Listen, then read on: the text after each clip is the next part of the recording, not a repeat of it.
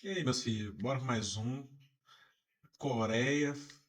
Coreia faz exercício militar lá no mar, perto do Japão, né? E vamos ver aqui a análise do professor aqui. Pra gente ficar mais inteligente, né? A Coreia do Norte faz uma demonstração de força para mostrar para os Estados Unidos, ó. É, cadê ele Coreia do aqui? Norte faz uma demonstração de Ele parece gente boa, né, cara?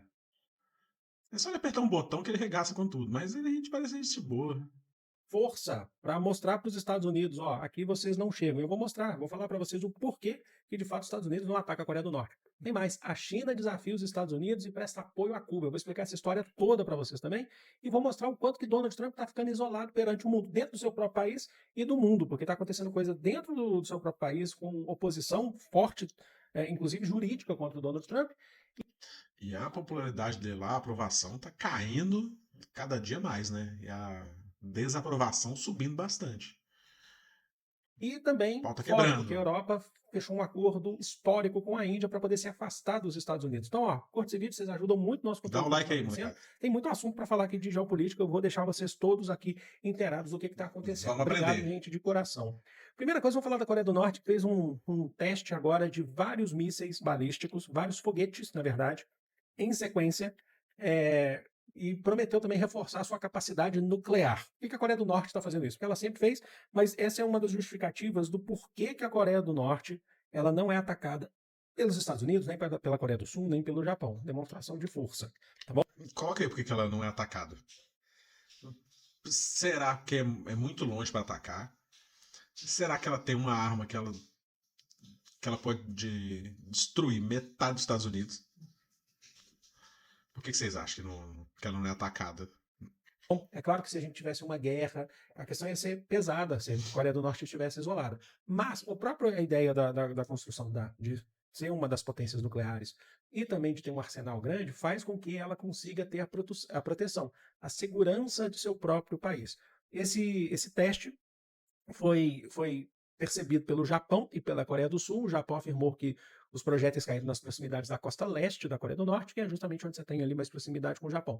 Essa é uma das formas que o país faz para poder afastar dos Estados Unidos. Por exemplo, se eu posso afirmar aqui com 100% de certeza, se a gente estivesse falando de um Irã com uma declaração de potência nuclear, ou uma Venezuela, um Cuba, que a gente vai falar já já, o que os Estados Unidos estão fazendo não aconteceria. Pelo menos poderia sim atacar, poderia sim fazer uma guerra, mas não dessa forma. Os Estados Unidos têm o hábito de atacar países mais fracos, mais pobres e que não são potências nucleares. Tá? Quando ele E que geralmente estão longe pra um caralho, né? Porque né, Oriente Médio, né? É longe pra caramba dos Estados Unidos. Então, assim, eles não vão atacar de volta ali, né? Então, se não for lançar uma bomba nuclear, né? Uma arma nuclear, se não for. Eles atacam, vai lá no Afeganistão, que é. Porra, fizeram um regaço no Afeganistão, né? E é longe pra caramba dos Estados Unidos. Então não tem como revidar, né, um ataque lá. Iraque, Irã, ele só ataca lugar longe também, velho. Né? Dentro da casa dele não cai nenhuma bomba, ele só ataca bomba na casa dos outros. ataca um outro país que consegue ter um mínimo de poder de fogo, ele também é atacado. Veja o caso do Irã, que atacou Israel. Atacou Israel é basicamente atacar os Estados Unidos e atacou base dos Estados É que Israel é a colônia dos Estados Unidos, né? A colônia. E a colônia de pouquinho em pouquinho tá crescendo, tá? Então os Estados Unidos também abre o olho, não. Com essa colônia deles aí. Unidos no Catar no ano passado, tá bom? Agora vamos falar de Cuba. É o seguinte, Será que Cuba lança um míssil? Será? Responde aí. Coloca nos comentários aí. Será que Cuba lança? Cuba vive um período histórico, tá? Vive um período assim, já desde a Revolução Cubana, desde o conflito da Baía dos Porcos, lá em 1963, né, se eu não me engano, Cuba vive um bloqueio muito pesado dos Estados Unidos. Cuba já teve indústria, mas vive um bloqueio pesado. E se vocês acompanham as aulas de história aqui, vocês sabem que, por exemplo, formas de bloqueio são formas utilizadas já há muito tempo no mundo. Desde o mundo antigo você já tem formas de bloqueio contra cidades, né, cercamento de cidades. Por exemplo, a gente teve bloqueio na questão de Cartago por Roma, mas um famoso que a gente tem é o bloqueio que Napoleão promove à Inglaterra no século XIX, a partir de 1804, certo? Que gera uma catástrofe para a Europa, inclusive tem a vinda da família real para o Brasil, isso acelera o processo de independência do Brasil, enfim, vocês sabem disso. Cuba vive um bloqueio. Cuba já teve uma economia mais aquecida do que se tem hoje. Só que a gente Tinha 60 anos que que tem bloqueio em Cuba. Todo ano, vários países, todos os países votam para acabar com o bloqueio de Cuba. 2 países votam contra: Estados Unidos e Israel. Israel é Estado, né? Não é país. E aí não retiram o bloqueio. Todo o resto vota para tirar o bloqueio. Eles votam não e acabou, não vai tirar. Presencia esse bloqueio que os Estados Unidos ele incentiva todos os seus países e coloca os seus países vassalos a não comercializarem com Cuba. Ou seja, principalmente pós-Guerra Fria, pós-1991, sem o suporte da União Soviética, o país acaba ficando mais isolado. Nos anos 80 e 90, qual foi a saída para Cuba? Foi investir no turismo, porque afinal de contas você está ali no Mar do Caribe. E sabe o que os Estados Unidos faziam com Cuba nos anos 90? 80 e 90? Pagava para pessoas, né, para pessoas principalmente de Porto Rico, entre outros países da América Central, para viajarem para Cuba com um passaporte de turismo, para aquecer a economia cubana, porque todos eles eram pagos pelos Estados Unidos. Chegando lá, eles tinham um aprendizado antes com grupos, não era com os Estados Unidos, assim, oficialmente com os Estados Unidos, era por grupos anticatristas, anti-Fidel Castro, que tinha em Miami, certo? Mas o governo dos Estados Unidos, assim, ele fechava os olhos para esse tipo de coisa. E essas pessoas chegavam lá e plantavam bomba C4 que eles aprendiam nos banheiros dos hotéis em Cuba para poder espantar turistas, já que a renda foi para o turismo. Os Estados Unidos fazem isso. Está escrito, inclusive, no livro, já citei aqui outras vezes, o livro do Fernando Moraes, que é Os Últimos Soldados da Guerra Fria. Tem uma história, eu não sei se é verdade. Eu vou ter que pesquisar, mas o Fidel Castro, ele escapou de mais de 600 ataques da CIA durante o tempo que ele foi presidente de Cuba. O cara escapou de todos os atentados que a CIA promovia contra ele escapou. Bom, os Estados Unidos fazia isso. Morreu de Ainda velho, continua né? fazendo, Morreu de tá velho. bom? Então, o que os Estados Unidos agora fez? Com a queda a prisão, na verdade, o sequestro do Nicolás Maduro, os Estados Unidos agora, com aquela presença militar forte no Mar do Caribe, o que eles estão fazendo? Eles estão roubando, né, raptando, fazendo uma pirataria de navios. Fidel Castro foi alvo de 638 tentativas de assassinato formalmente registrado. A grande maioria planejada pela CIA de 1959 a 2006. Os caras passaram 50 anos tentando matar o cara. E não conseguiram. Fidel era embaçado, meu irmão. Fidel era embaçado. Petroleiros venezuelanos e navios também, navios tanque, de algumas outras nacionalidades, inclusive. E aí eles estão fazendo um bloqueio a Cuba do ponto de vista dos petroleiros, por uma questão energética em Cuba, que já sofre com isso aí, sem o suporte da Venezuela, Cuba ficou em maus lençóis, por uma questão energética. Isso tem a ideia também de convocar, de fazer a população conclamar a cair, né? Falar assim, ó, a gente não quer mais esse tipo de governo, a gente quer acabar com o bloqueio, então deixa os Estados Unidos entrar, assim como era antes de 1959, antes ali da ditadura do Fulgêncio Batista. Para você que não sabe, antes da Revolução Cubana, Cuba era definitivamente o quintal dos Estados Unidos desde o início do século XX, desde a independência de Cuba em relação à Espanha. Tinha cassino em Cuba que os mafiosos dos Estados Unidos iam para lá para combinar o que eles iam fazer de crime. E eles passavam lá dias e dias nos cassinos de Cuba com prostituição, droga e tudo mais. E totalmente liberado pelo governo, né? Do Fulgêncio, né? Era putaria, meu irmão. Em Cuba. Aí vem a Revolução. Era o quintal dos Estados Unidos, era o local de cassinos. Você tinha cassinos para a população rica de Miami passar o final de semana em Cuba e deixava um rastro de pobreza, de destruição em Cuba, e eles não estavam nem aí. Isso acabou com a Revolução Cubana. Então o que os Estados Unidos estão fazendo agora? Agora o bloqueio é em relação ao petróleo, essa relação Venezuela-Cuba, que era uma das poucas fontes que Cuba tinha. E aí Cuba passou a buscar do México. Tá? Vinha esse petróleo comprar do México por conta dessa relação com a Venezuela. E aí o que acontece? O México hoje, agora há pouco, antes de eu gravar esse vídeo, suspendeu o envio de petróleo para Cuba. Pressão dos Estados Unidos. Sofrendo pressão dos Estados Unidos, o México abaixou a cabeça e suspendeu. E aí entra a China na parada. A China não baixa a cabeça. Assim, de todos os países que você pode ver, a China não baixa a cabeça. O Brasil também não baixou a cabeça, não. Né? Acho que é importante destacar que o Brasil venceu os Estados Unidos nesse conceito, nessa parte da guerra comercial. Então o que a gente teve? A gente teve o porta-voz do Ministério das Relações Exteriores da China, que é o Wang Jiankun. Ele falou que apoia Cuba, condenou o bloqueio, a voz aqui falhou, condenou o bloqueio dos Estados Unidos imposto a Cuba e falou o seguinte, vamos abrir aspas para ele. China expressa sua profunda preocupação e oposição às ações dos Estados Unidos. Essas medidas não afetam apenas a economia de Cuba, mas afetam diretamente o povo cubano, privando de seus direitos mais básicos, como o acesso à energia e à sobrevivência. De fato, né, gente? A China entende que as dificuldades econômicas enfrentadas por Cuba não são resultado de uma falha interna, mas sim de políticas hostis e ilegais, impostas por potências externas que buscam desestabilizar o país. O povo cubano tem o direito de viver sem ameaças e pressões externas que busquem subverter seu sistema político e suas escolhas de desenvolvimento. As sanções e os bloqueios não podem e não devem ser justificadas para essa interferência. Basicamente, assim, tem 60 anos que tem um bloqueio. Então, se o socialismo vai dar tão errado, deu errado, né? O que eles falam, né? Por que não deixa? Deixa acabar por conta própria. Tira o bloqueio pra ver o que acontece. Sabe? Tira o bloqueio, qual o problema? Isso aí não é um.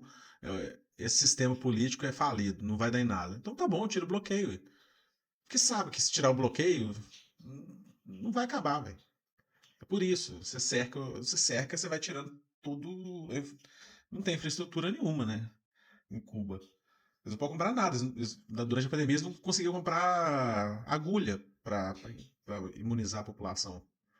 E eles, com todo esse bloqueio, desenvolveram 5 vacinas. Então, assim, velho, vai dar errado? Então tá bom, tira o bloqueio e deixa eles dar errado sozinho. Né? Mas não, você não. A gente sabe que não vai acontecer, né?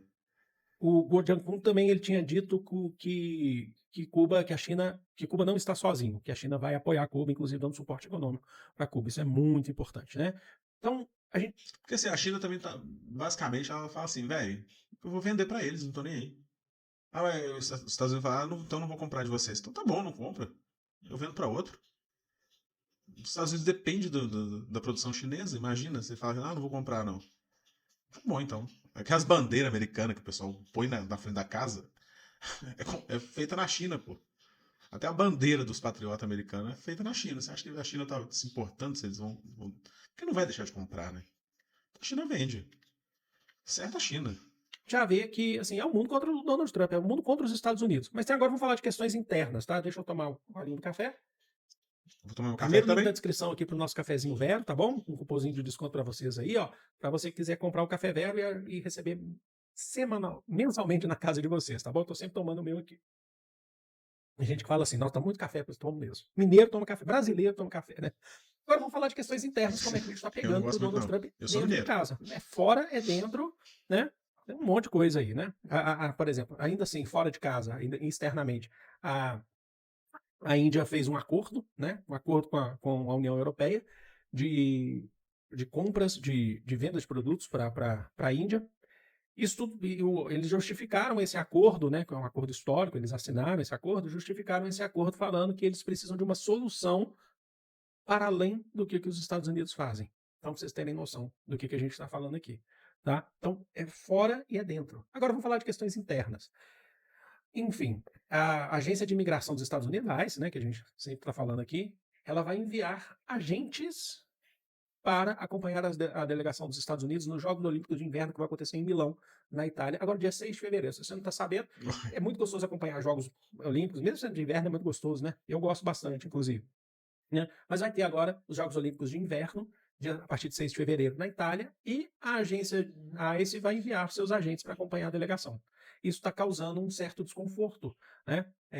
Assim, o próprio porta-voz do ICE disse que todas as operações de segurança vão permanecer sob a autoridade italiana. Então, o que eles estão enviando? É comum, acho que é importante destacar aqui, é comum a delegação dos Estados Unidos ou algumas outras delegações enviarem agentes junto com as delegações. Por quê? Porque você sabe que acontecem, a gente já teve casos em Jogos Olímpicos de atentados, de ataques, então é comum isso acontecer.